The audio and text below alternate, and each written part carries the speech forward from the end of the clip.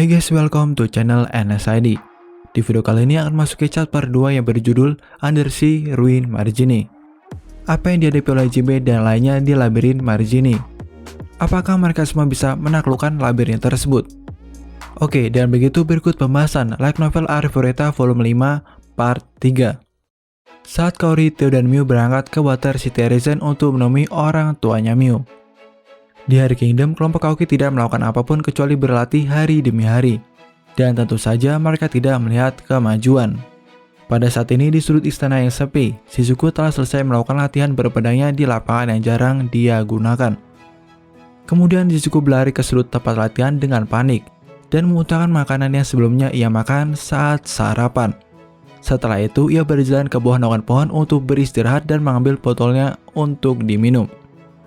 Ketika Shizuku beristirahat, dia tiba-tiba melihat seekor kucing yang mulai mendekatinya karena mencium bau makanan yang dia bawa.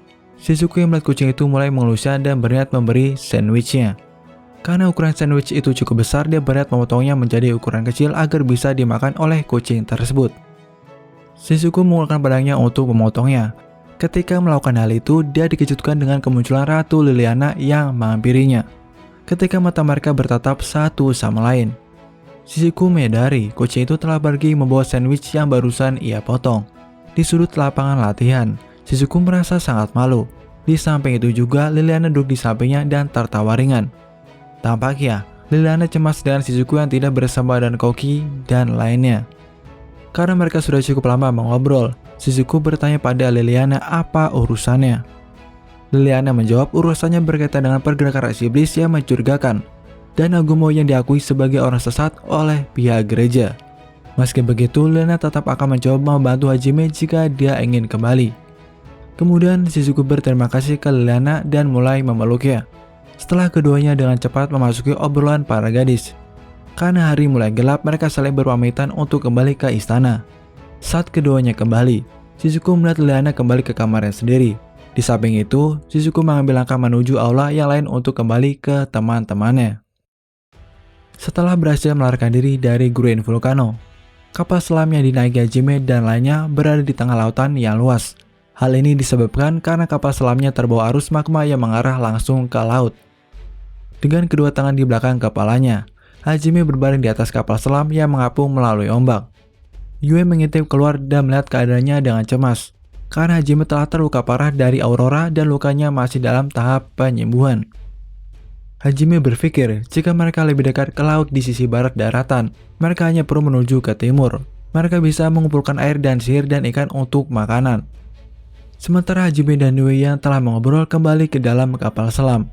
Namun di samping itu, saya menatap mereka dengan tatapan penuh curiga dan mulai menahan Hajime dengan erat. Dia merasa kesepian saat ia bangun untuk tidak menemukan seorang pun di dalam kapal. Kemudian Yue duduk di sebelah saya dan mencoba membuat dia menjadi tenang. Hajime dan Yue menghibur saya saat mereka mulai bergerak menuju ke arah timur. Saat ini mereka berada sedikit di sebelah utara kota Arisen. Jika mereka menuju ke arah Gruin Vulcano sedikit, mereka perlu melaju ke selatan selama 2 hari dan akan menemukan daratan. Saat matahari telah mencapai puncaknya pada hari kedua, mereka berhenti bergerak untuk beristirahat dan makan siang. Ketika Hajime sedang makan, dia melihat kapal selamnya telah dikepung oleh sekelompok dari Sea-Clan yang membawa senjata. Setelah itu, salah satu dari mereka berenang ke hadapan Hajime dan bertanya kenapa dia bisa ada di sini. Hajime yang mendengar pertanyaan tersebut hanya terdiam dan fokus untuk menghabiskan makanannya. Saya sebagai perwakilan menjawab. Namun, ketika dia ingin mengatakan beberapa kata, salah satu Sea-Clan justru marah dan mendorong saya sekaligus mengarahkan tombaknya ke arahnya. Hajime yang tahu akan hal tersebut seketika itu juga mengempaskan pria itu sejauh mungkin dan membuat dia tenggelam ke dalam air. Mata dari pria Sea-Clan yang tersisa menunjukkan kebingungan saat mereka melihat ke arah Hajime. Kemudian Hajime memberitahu jika mereka tidak ingin bertarung dengan Sea-Clan dan jika memungkinkan mereka semua bisa berbincang terlebih dahulu agar situasi menjadi lebih tenang. Hajime menduga mereka merasa dialah pelaku yang menculik Miu karena dia menaiki benda aneh yang belum mereka lihat. Namun bukannya saling menenangkan satu sama lain. Mereka dari Sea-Clan justru berniat menangkap Hajime dan mulai melakukan serangan secara serentak. Di samping itu, Yu dengan cepat mulai melakukan serangan balasan dan menyerang manusia laut dengan Thunder Dragon. Hajime cukup khawatir untuk saat ini. Dia mulai mengumpulkan manusia laut yang sekarang tenggelam. Setelah mengumpulkan si Klein yang sebelumnya tenggelam, Hajime mulai melakukan modifikasi pada kapal selamnya dan melanjutkan perjalanan. Beberapa jam setelahnya, Seiya memberitahu Hajime jika dia telah melihat kota Erizen dari kejauhan, dan tentu saja itu adalah kota besar yang mengapung di atas lautan. Setelah sampai di tujuan, Hajime menuju ke dermaga dan menaruh kapal selamnya di tempat yang kosong. Kelompok manusia laut bisa melihat rekan mereka keluar dari kapal selam. Kemudian Hajime menyuruh pria yang sebelumnya dia bawa ke kapal selam untuk menjelaskan maksud kedatangannya Hajime ke salah satu penjaga di pelabuhan tersebut. Mungkin teringat saat ditampar sebelumnya, pria itu mengangguk sambil gemetar. Pria itu adalah bagian dari pasukan pertahanan, jadi dia harus tetap maju ke depan. Namun keadaannya tidak sederhana itu. Pemuda itu didorong ke samping, dan tentaranya dengan cepat mengelilingi Hajime dan lainnya. Salah satu dari tentara mengatakan akan menahan Hajime dan lainnya, hingga kebenaran bisa dipastikan. Terutama mereka telah menyerang pasukan pertahanan sebelum datang ke Erizen, dan tidak mengubah fakta bahwa mereka telah masuki wilayah Erizen tanpa izin. Karena mereka berada di kota asal Miu, dan salah satu Great Labyrinth berada di dekatnya. Mereka tidak tahu lokasi tepatnya. Jadi Hajime memutuskan untuk tidak menimbulkan masalah apapun. Namun tiba-tiba Hajime merasakan sesuatu dan melihat ke atas. Dia melihat Miu yang terjun dengan bebas dari langit. Begitu Hajime mengenali bayangan yang jatuh itu adalah Miu. Dia menggunakan airwalk dan ground contraction segera mungkin untuk menangkap Miu. Setelah itu Miu terlihat memeluk Hajime dan erat saat dia kembali ke tanah. Di dekat dermaga isak tangis Miu bisa didengar. Meski dikelilingi oleh para pengamat dan tentara, Hajime telah benar-benar memarahi Miu dan membuatnya menangis karena tindakan berbahaya sebelumnya. Kemudian Hajime mengangkat Miu di pelukannya dan menepuk punggungnya untuk menenangkannya. Kemudian Hajime berbalik untuk melihat Kaori yang tampaknya juga ikut menangis. Tangan Hajime bergerak dari bau Kaori ke arah kepalanya. Dia membenamkan wajahnya ke bahunya untuk menyembunyikan wajahnya dan memeluk erat Hajime. Sejumlah tentara yang terlempar ke sapi saat Hajime melompat dari dermaga telah jatuh ke laut. Dia basah kuyup dan mencoba mengeluh kepada Hajime. Namun Teo yang kembali ke wujud manusianya berlari mendekati untuk memeluk Hajime dan mendorong tentara itu kembali ke laut. Hajime menatap wajah Teo yang terlihat menangis juga. Sementara itu, Miu terus menempel di lehernya. Sebelum ada yang menyadarinya, Yue dan Seiya telah mendekat dan memeluk yang lain dari masing-masing sisi Kaori.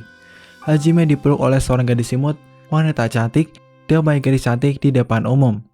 Setiap orang yang bingung secara bertahap melihat mereka, dan tentara menurunkan senjata mereka dalam kebingungan. Komandan itu merangkak naik dari dermaga lagi dan menatap Hajime dengan marah. Meskipun dia bisa mengerti bahwa Hajime bukanlah penculiknya, namun terlalu banyak hal yang menjadi pertanyaan untuknya. Sejak awal, Hajime mendapat permintaan resmi dari Uruwa, kepala cabang Adventure Guild dari kota Friwen, untuk membawa Miu kembali ke tempat asalnya. Hajime bermaksud menjelaskan situasinya dan mengeluarkan status pelatih dan surat dari Uruwa agar bisa ditunjukkan ke komandan pasukan tersebut. Sebuah surat ditujukan kepada wali kota Erizen juga ditulis oleh Uruwa yang menjelaskan situasinya. Komandan yang membawa surat itu langsung memberi hormat dan meminta maaf ke Hajime karena telah memahami situasi yang sebenarnya. Kemudian komandan itu mengenalkan dirinya sebagai Salze dan menyuruh sejumlah orang untuk tidak berkerumunan. Tiba-tiba mereka mendengar keributan saat mereka berjalan di sepanjang jalan. Suara seorang wanita muda dan beberapa lainnya bisa terdengar. Mereka pasti sudah memberitahu jika Miu telah kembali. Saat suara putus asa wanita itu bisa terdengar, Miu berlari dan melompat ke arah Remia yang merupakan ibunya. Ibu dan anak saling berpelukan satu sama lain. Orang-orang sekitarnya memandang mereka dengan senyuman. Miu mulai mengkhawatirkan ibunya yang bau serta kakinya terlihat terluka dan meminta Hajime untuk mengobatinya. Hajime yang mendengar Remia terluka dan susah untuk berjalan. Luka itu disebabkan karena dia mencoba mencari Miu yang hilang. Pada saat itu dia mencurigai seseorang di pantai yang mencoba menghilangkan jejak kaki di pasir. Tiba-tiba orang tersebut menyerang Remia dan melarikan diri. Kemungkinan besar itu adalah pelakunya. Remia tersenyum untuk membuat Miu tidak cemas. Dia ingin mengatakan jika dia baik-baik saja. Tapi sebelum dia bisa mengatakannya, Miu memanggil Papa, seorang yang tidak Remia kenali. Sebuah tanda tanya besar muncul di atas kepala Remia dan keributan terbentuk dari orang-orang di sekitarnya. Hajime bisa menjelaskan keadaan di mana Miu mulai memanggilnya Papa. Tapi keadaan sudah menjadi tak terkendali dengan sangat cepat dan memutuskan untuk membawa Remia ke dalam rumahnya untuk bisa diobati. Saat dia berjalan masuk ke rumah, Hajime dengan tenang menurunkan Remia di sofa dan duduk di depannya. Remi memandang Hajime saat dia memanggil Kaori. Kemudian pemeriksaan Kaori akhirnya telah selesai. Dia mengatakan saraf di kaki Remi bisa disembuhkan dengan recovery magic-nya. Di samping itu, Kaori segera mulai merawat kaki Remi saat Hajime menjelaskan rincian tentang bagaimana dia bertemu dengan Miu dan juga kerusuhan mereka di kota Friwen. Remi mendengarkan dan berterima kasih ke Hajime berulang kali. Meskipun Hajime menyuruhnya untuk tidak khawatir, Remi tidak bisa membiarkannya begitu saja, sebab dia adalah penyelamat putrinya. Saat Kaori menyelesaikan perawatannya untuk hari ini, Remi menyarankan untuk menginap di rumahnya dan Miu juga terlihat setuju dengannya. Pada akhirnya, Hajime setuju dan mereka tinggal di rumah Remia dan membagi kamar. Namun karena Miu meminta Hajime untuk tidur bersamanya, maka dia tidak bisa menolak permintaan tersebut dan Hajime pun tidur bersama dengan Remia dan Miu di kamarnya. Mulai besok, dia akan mulai memperbaiki senjatanya dan membuat alat baru untuk persiapan menuju labirin dan menguji sihir zaman dewa yang baru dia dapatkan. Namun dia hanya memiliki sedikit waktu tersisa dengan Miu. Sambil berpikir beberapa hal, Hajime mulai mengantuk dan tertidur. Singkat cerita, 3 hari berlalu. Remi mengambil jarak yang sangat dekat dengan Hajime. Akhirnya setelah banyak persiapan, mereka siap untuk memulai pencarian mereka untuk pergi ke Undersea Ruin Margine. Miu tampak sangat kesepian dari perpisahan singkat mereka. Meski begitu, dia pergi ke dermaga untuk melihat Hajime dan lainnya untuk pergi. Miu berteriak dan melambaikan tangan bersama dengan ibunya. Terlihat sebagai seorang istri yang mengantar suaminya pergi bekerja dengan putrinya di sisinya. Yui dan gadis lainnya serta para peri laut di sekitarnya mengirim tatapan tajam pada Hajime. Untuk sesaat, dia ragu apakah dia perlu atau tidak untuk kembali ke Arisen setelah menaklukkan labirin tersebut. Sekitar 300 km barat laut dari Water City Arisen, ada salah satu dari 7 Great Labyrinth yang mereka pelajari dari Mildy Region, yaitu Undersea Ruin Margine. Karena reruntuhan berada di bawah laut, mereka berpikir untuk melihat dari atas. Tapi keadaannya tidak sederhana itu. Meski begitu, kedalaman air berkedalaman 100 km, jauh lebih dangkal dari daerah lain. Mereka akan memulai pencarian mereka di malam hari sesuai instruksi. Kaori, Yui, dan Shia juga Tio, mereka semua baru saja selesai mandi. Salah satu alasan Hajime ada di dek adalah karena dia ragu-ragu untuk mandi terlebih dahulu. Sebelum Yui dan gadis lainnya berada di dek, Hajime sedikit teriak semasa dia berada di Jepang. Ketika melihat pemandangan matahari terbenam dari kejauhan, Kaori juga duduk di samping Hajime dan mereka berdua mengenang hari-hari mereka di Jepang. Mungkin kesepian mendengar persiapan mereka berdua. Yui mendekati Hajime dan duduk di atas pangkuannya. Akan ada beberapa waktu sampai bulan bersinar di langit. Hajime mulai bercerita sedikit tentang rumahnya. Yui dan lainnya mendengarkan dengan penuh perhatian sementara Kaori dia bersemangat menambahkan komentarnya. Karena sudah waktunya di mana bulan bersinar terang. Jadi Hajime mengeluarkan leontin yang diterima dari Green Volcano. Desain di atasnya adalah seorang wanita yang memegang lentera dan ada cekungan 5 bintang. Kemudian pada saat itu, leontin itu berubah. Lentera telah menyerap sinar bulan. Sampai seluruh lentera dipenuhi cahaya, Hajime, Yui, dan Shia telah mengetahui lokasi pintu masuk ke labirin dari koordinat yang diberikan oleh leontin tersebut. Karena mereka tidak tahu berapa lama leontin akan terus memancarkan cahaya, semua orang langsung memasuki kapal selam. Saat kapal selam kecil menyelam lebih dalam, mereka melihat cahaya berkumpul pada titik tertentu. Daerah itu mulai bergerak dan dinding batu mulai bergerak seperti sebuah pintu. Sementara mereka terus menyelam lebih jauh ke dalam labirin. Tiba-tiba mereka merasakan benturan saat sesuatu menabrak lambung kapal dari samping. Graviton di dasar kapal menstabilkan dengan cepat. Batu cahaya hijau menghapuskan kegelapan gua itu. Mereka melihat gua melingkar besar di depan mereka. Sambil mengendalikan kapal, Hajime melaju. Dia kemudian menyadari kemunculan demon ikan yang tak terhitung jumlahnya menempel di lambung kapal selam. Kemudian Hajime mengoperasikan dan menembakkan sebuah torpedo ke arah demon ikan yang meledak seperti ranjau. Setelah itu kapal selam melaju untuk beberapa lama. Akhirnya mereka sampai di tempat yang terlihat mencurigakan. Mereka melihat ikan mati berserakan di celah-celah dinding. Hajime mulai menyadari, sepertinya mereka telah melakukan perjalanan berputar-putar. Karena Great Labyrinth itu besar, Hajime meragukan jalannya sendiri. Kali ini mereka melanjutkan perjalanan dan memperhatikan area sekitarnya dengan lebih hati-hati. Sebagai hasilnya, mereka menemukan 5 lambang yang terukir di berbagai lokasi sepanjang dinding. Setelah itu, mereka mulai mendekati lambang pertama yang mereka temukan. Tetapi mereka tertahan oleh arus kuat yang membuat mereka kehilangan kendali. Kemudian Haji mengeluarkan liontin dan tentu saja itu bereaksi. Cahaya menyebar dari lentera mengenai lambang yang mulai bersinar. Setelah itu mereka menyadari cahaya dari liontin ke 5 lambang tersebut. Secara tiba-tiba dinding yang dipisahkan menjadi terbuka seperti sebuah pintu. Kemudian mereka melaju tanpa masalah.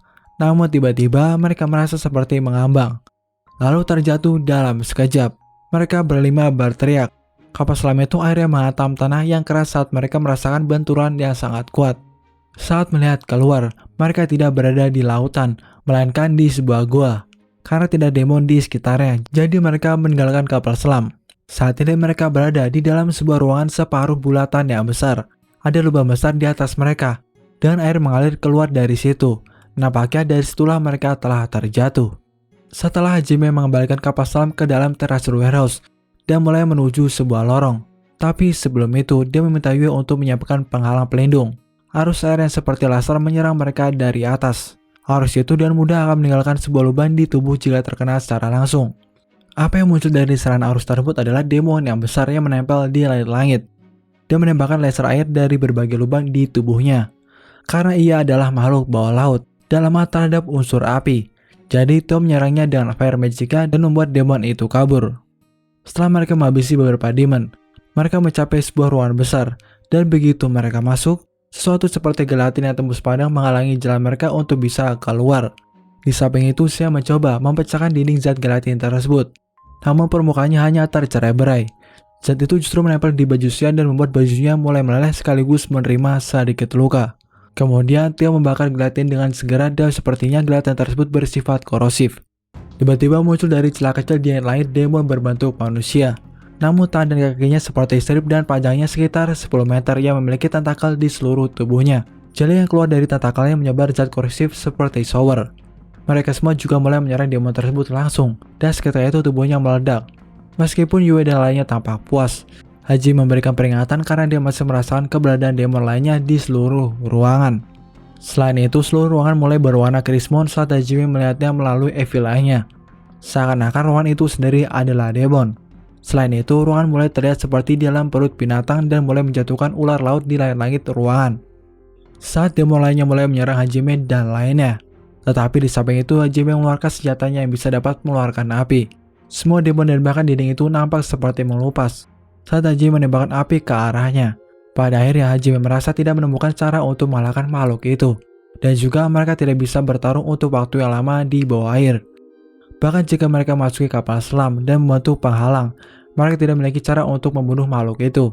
Sehingga Hajime lebih memutuskan untuk segera mundur dari pertarungan. Namun ternyata semua jalan telah terkubur di bawah Jelly.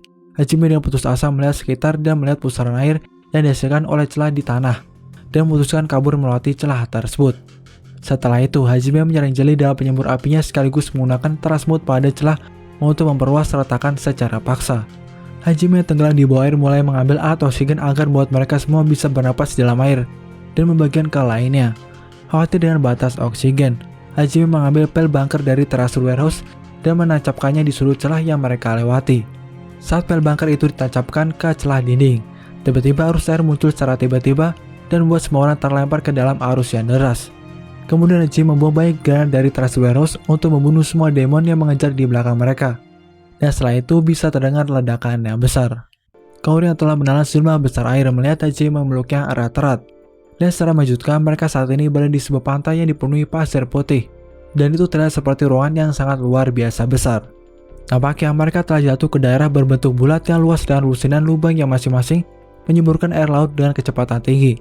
Meski Hajime berhasil mendekati teman-temannya dengan cepat, arus air justru membuat mereka terpisah. Tapi di sisi lain, Hajime bersama dengan Kaori, Xian bersama dengan Tio, dan untuk Yue, dia terpisah sendiri. Kemudian Kaori bertanya ke Hajime, mengapa dia lebih memilih menyelamatkan dirinya dibandingkan menyelamatkan Yue. Di situ Hajime menjawab, saat itu Kaori terlihat seperti ingin mati, dan Yue menyuruh dia untuk menolong Kaori. Saat Kaori melihat ke atas, wajah Hajime sangat dekat dengannya, hidung mereka hampir bersentuhan. Wajah Kaori terlihat terisi malu, dan dengan cepat berdiri mengambil pakaian dari Terasur Warehouse sambil melihat hutan lebat di kejauhan. Hajime berbalik ketika Kaori mengganti pakaiannya. Setelah itu mereka melaju melintas pasir putih dan memasuki hutan. Hajime merobek tumbuhan saat Kaori mengikuti di belakangnya. Kaori lebih berkonsentrasi dan mencari-cari di area sekitarnya.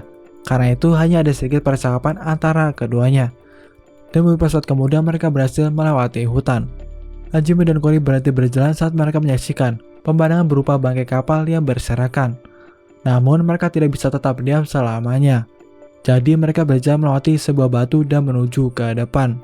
Saat mereka mendekati sebuah bukit kecil, Hajime berhenti bergerak dan melihat sekitar dengan heran. Tiba-tiba mereka berada di dek sebuah kapal di tengah lautan. Mereka sudah tidak lagi berada di kuburan kapal. Ada ratusan pelaut, dan mereka semua mengangkat senjata mereka dan saling berperang satu sama lain. Baik Hajime dan Kaori bingung. Mereka dengan cepat melihat sekitar sambil menenangkan diri mereka. Dan tiba-tiba ada kapal melaju dengan cepat menuju kapal yang sekarang dinaiki oleh Hajime dan Kaori. Pada jarak tertentu, kedua belah pihak mulai saling menembakkan sihir satu sama lain. Karena terkepung dari semua sisi dek kapal dan banyak serangan dari berbagai arah menuju ke arahnya, Hajime melompat sambil berpegangan pada Kaori dan menendang seorang pria di dekat tempat dia mendarat. Sekarang Hajime berdiri di salah satu dari tempat yang mendera, sekaligus melihat situasi yang terjadi di bawahnya. Hajime menyadari jika apa yang mereka berdua lihat saat ini hanyalah ilusi saja. Karena ketika ada yang terbunuh, satu dari mereka tubuhnya menghilang dan tidak meninggalkan mayat. Di bawah mereka, tentara melihat Hajime dengan tatapan gila di mata mereka. Meski ini awalnya perang antar negara, sepertinya mereka sekarang menargetkan Hajime dan Kaori. Pada saat itu, beberapa pria terlihat mendekat saat mereka mendekati tali di tiang. Kemudian Hajime menembak mereka dengan peluru sihirnya. Setiap kali seorang mendekat, peluru sihirnya menembus banyak musuh. Mereka berdua berorientasi pada serangan dan pertahanan. Hajime bermaksud menembak sihir ke arah musuh. Tetapi Kaori telah selesai merapalkan sihirnya yang paling kuat. Dan seketika itu sebuah gelombang cahaya menerobos ke area sekitarnya. Cahaya dari Secret Scripture menyebar ke seluruh penjuru medan perang dan membuat semua orang lenyap tanpa pengecualian. Kemudian Hajime melihat musuh baru mendekat dan pertarungan baru dimulai lagi. Sepertinya mereka harus bertarung melawan pria berseker yang tidak mau berhenti menyerang. Meski terlihat sulit untuk dilawan, pertempuran keduanya berakhir dengan sangat cepat. Dan keduanya memusnahkan dua armada dalam waktu 1 jam saja. Setelah semuanya telah dimusnahkan, pemandangan berubah lagi, dan mereka telah kembali ke lokasi semula. Kaori merasa lega setelah semuanya berakhir, dan segera berlari ke batu terdekat dan mulai muntah. Hajime yang melihat hal itu mengeluarkan minuman jus buah dan memberikan kepadanya. Kaori dengan patuh meminumnya untuk memulihkan sebagian energinya. Setelah memikirkan beberapa hal, Hajime dapat membuat kesimpulan. Kemungkinan besar apa yang barusan Hajime hadapi adalah kejadian perang yang terjadi di masa lalu. Tempat itu sangat mengerikan, dan itu semua untuk Tuhan. Hajime melihat Kaori kelelahan duduk di sampingnya dan menggenggam tangannya. Kemudian Hajime bertanya ke Kaori, kenapa dia berusaha ikut dengannya. Kaori tidak menjawab pertanyaan tersebut. Hajime hanya menghela napas dan melihatnya menatap ke bawah. Hajime mulai teringat ketika dia mengobrol dengan Kaori saat pertama kalinya. Dan sampai saat ini tidak mengerti mengapa Kaori mencintainya. Meski begitu, Hajime tidak berniat menolak pernyataan cinta dari Kaori. Kaori yang dia mendengarkan kata-kata Hajime berdiri mulai menyanggah. Tapi dia tidak memiliki kekuatan dan secara bertahap duduk lagi. Hajime merasa semenjak Kaori ikut dengannya ke labirin, dia selalu saja meminta maaf untuk setiap hal kecil. Dan senyumannya benar-benar berbeda dari sebelumnya. Kemudian Hajime memberitahu ke Kaori jika dia masih mencintai Yue. Bahkan bila ada orang yang dia anggap sebagai seorang yang penting bagi dirinya, itu tidak akan mengubah fakta bahwa Yue itu istimewa. Dan jika semua yang Kaori rasakan adalah rasa sakit, ia hanya membandingkan dirinya dengan Yue dan merasa tidak nyaman akan hal itu. Hajime menyarankan ke Kaori untuk segera meninggalkan sisinya. Hajime berhenti berbicara sebentar. Dia melepaskan tangan Kaori saat dia melihat ke bawah dan menyarankan Kaori untuk memikirkan baik-baik apakah Kaori perlu berada di sisinya atau tidak. Menurut Hajime, Kaori berbeda dengan Seiya yang juga mencintai Yue. Berdasarkan jawaban dari Kaori, dia akan melakukan apa yang dia bisa untuk dengan aman mengirimkan Kaori ke tempat Shizuku kembali. Kaori mencoba mengatakan sesuatu, tetapi tidak ada kata-kata yang terlintas dalam pikirannya. Suasananya terasa menjadi canggung, tetapi tetap saja mereka perlu bergerak ke depan. Hajime mendesak Kaori dan menuju kapal terbesar yang bisa mereka lihat dari kejauhan. Kemudian Hajime terbang dan menurunkan Kaori saat mereka mencapai teras tertinggi. Hajime menyesali ucapan sebelumnya. Sejak mereka berada di tengah labirin, ketegangan antara mereka berdua jelas terlihat. Meski dia yakin itu perlu dikatakan, dia merasa seharusnya lebih memikirkan waktunya. Tiba-tiba pemandangan di sekitar mereka berubah total. Kali ini, mereka berada di kapal yang terdapat sebuah pesta di dalamnya. Kemudian, sebuah pintu di belakang Hajime dan Kaori terbuka, dan beberapa orang kru muncul. Hajime dan Kaori mendengarkan pembicaraan mereka satu sama lain. Ini adalah pesta untuk merayakan berakhirnya perang yang berlangsung bertahun-tahun, dan itu berakhir dengan sebuah perjanjian damai. Para kru terlihat merasa senang, tidak hanya manusia yang berada di atas kapal, tapi para demi-human dan demon juga ada di sana. Semua orang mengobrol tanpa merasa khawatir dengan perbedaan ras. Setelah beberapa saat, seorang pria terlihat naik ke atas panggung. Semua orang memperhatikan dan berhenti berbicara. Tak lama kemudian, semua orang fokus dan pria itu mulai berbicara. Dan sepertinya, pria itu adalah raja dari negara ras manusia. Dia adalah orang pertama yang mendukung perdamaian. Pidato akhirnya berakhir. Raja tersebut terlihat terdiam. Namun Hajime merasa ada kejanggalan dan merasa akan ada suatu hal buruk yang akan terjadi. Tiba-tiba kata-kata raja berubah aneh dan mengucapkan perkataan yang kasar ke semua orang di sekitarnya. Melihat Raja Alfred berubah begitu tiba-tiba, seorang demon melangkah maju dan ingin mengajaknya untuk berbicara. Setelah dia mendekati Raja Alfred secara mengejutkan, dia menikam demon tersebut menggunakan pisaunya. Raja Alfred tersenyum dan mengatakan jika dia akan membunuh semua pemimpin ras lainnya yang berada di pesta tersebut. Pada saat ini, para tentara yang menyamar sebagai kru mulai mengepung semua orang di pesta tersebut. Para penumpang berusaha melawan balik dengan putus asa, tapi itu hanyalah sebuah pembantaian satu sisi. Mereka mati satu demi satu. Raja Alfred kembali ke dalam kapal dengan bawahannya setelah adanya orang yang berhasil melarikan diri ke ruangan lainnya. Pada saat itu, pelayan makanan tiba-tiba muncul di dek kapal. Cahaya bulan mencerminkan rambutnya yang keperakan. Itu tampak seperti dia melihat Hajime. Hajime dan Kaori melihat ke bawah dek dan mengingat pembantaian sebelumnya. Kemudian mereka turun ke dek dan menginjakan kaki di pintu yang Raja Alfred itu lewati. Ketika mereka melangkah masuk, mereka sepenuhnya dikelilingi kegelapan. Kemudian Hajime mengeluarkan green light stone untuk menerangi kegelapan. Sekilas, mereka melihat seorang gadis dengan gaun putih berdiri di ujung lorong. Hajime dan Kaori memiliki firasat buruk. Setelah itu Hajime mengeluarkan senjatanya dan menembakkan gadis itu dan membuatnya terjatuh.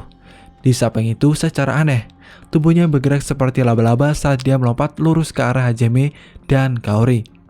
Begitu makhluk itu menerima tendangan dari Hajime, ia terpantal ke dinding dan menghilang di balik gelapnya lorong.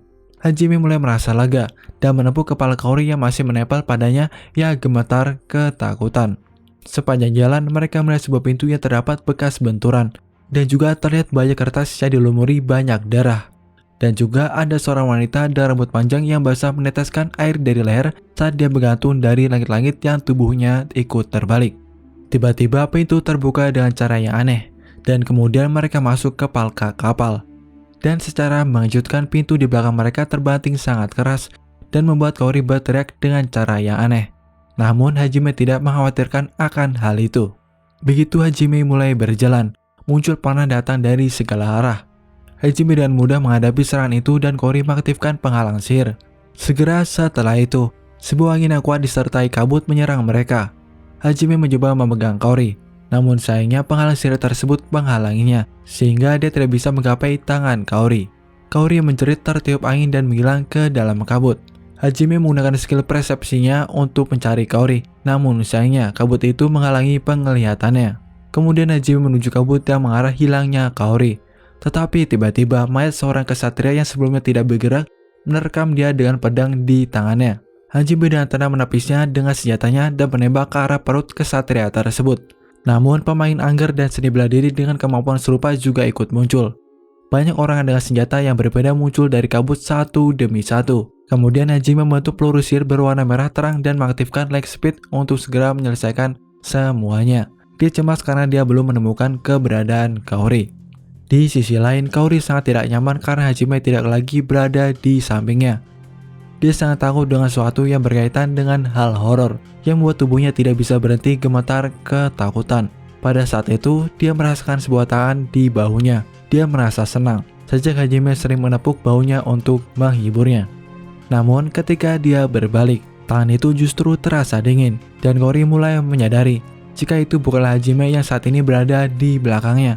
Saat Kaori melihat ke belakangnya, dia melihat sebuah mesin yang memiliki mata dan hidung yang terlihat seperti seorang wanita. Kaori yang melihat hal menyeramkan tersebut seketika itu hilang dari kesadarannya. Di sisi lain, Hajime telah membunuh 50 tentara sedikit di bawah waktu 2 menit saja. Dan setelah itu, Hajime mulai fokus untuk mencari keberadaan Kaori. Tapi dia tidak perlu melakukannya, karena dia dengan mudah menemukan Kaori yang saat ini terlihat menghampirinya. Namun tiba-tiba, Kaori melingkarkan lengannya di leher Hajime dan menempel padanya. Hajime merasa ada hal aneh, mulai menembakkan senjatanya ke arah pelipis Kaori. Kemudian Hajime mendekati Kaori yang terjatuh, yang duduk dan berbicara pada Hajime dalam nada ketakutan. Hajime mendengar hal itu menyuruh untuk jangan bicara dengan suara Kaori, dan jangan bergerak dengan tubuh Kaori. Evilai Hajime melihat Magicore, seorang wanita yang ada di dalam tubuh Kaori, sehingga menurutnya sepertinya Kaori telah dirasuki oleh hantu. Kemudian hantu yang merasuki Kaori mengatakan, jika Hajime mencoba menyerang Magicore-nya, itu dapat membuat Kaori juga ikut terbunuh. Namun Hajime yang mendengar hal itu mulai mengancam balik. Jika dia mencoba melukai Kaori yang merupakan seorang yang penting bagi dirinya, Hajime tidak akan begitu saja membuat dia bisa kabur. Kemudian Hajime mulai mengarahkan senjatanya ke arah Kaori yang kerasukan. Di samping itu, hantu itu berteriak histeris ketakutan. Pada saat Hajime mulai menarik pelatuk senjatanya, tubuh Kaori mulai bersinar dan tampaknya itu adalah cahaya dari sihir yang menyembuhkan status abnormal. Itu dalam mantra yang Kaori siapkan untuk keadaan darurat. Cahaya putih dari sihir itu membungkus hantu wanita itu dan terlihat naik ke atas langit. Pada saat itu, jiwa wanita muda mulai memudar. Sesaat kemudian, Kaori membuka matanya perlahan. Tubuhnya secara alami bergerak seperti yang dia inginkan dan mengangkat wajahnya sekaligus menempelkan bibirnya pada Hajime. Sepertinya itu merupakan ciuman pertamanya. Saat Hajime menjadi kaku karena terkejut, Kaori melangkah ke belakang sedikit dan memberitahu ke Hajime jika dia akan memberi jawaban pertanyaan yang ditanyakan oleh Hajime sebelumnya saat berada di pantai. Kaori mengatakan jawabannya adalah dia tetap memilih berada di sisi Hajime untuk seterusnya. Kaori membalas senyuman banget dan terlihat sangat bahagia. Itu adalah senyuman yang selalu Hajime lihat sebelumnya. Bahkan jika kemampuannya jauh di bawah para gadis lainnya. Kaori merasa jika dia ingin tetap menunjukkan bahwa setidaknya dia tidak akan kalah dengan perasaannya. Dan setelah itu Kaori mulai menyatakan cintanya ke Hajime untuk kedua kalinya. Setelah itu mereka mulai berjalan menuju formasi sihir yang bersinar di kedalaman bangunan di depan mereka. Dan kabut juga terlihat memudar. Kaori tersenyum saat memikirkan ide yang bagus. Kemudian dia berbalik dan melompat ke punggung Hajime. Hajime menggendong Kaori di punggungnya dan berjalan menuju formasi sihir. Suara manis Kaori masuk ke telinganya saat Kaori meminta ke Hajime untuk mengulang kata-kata yang diucapkan sebelumnya.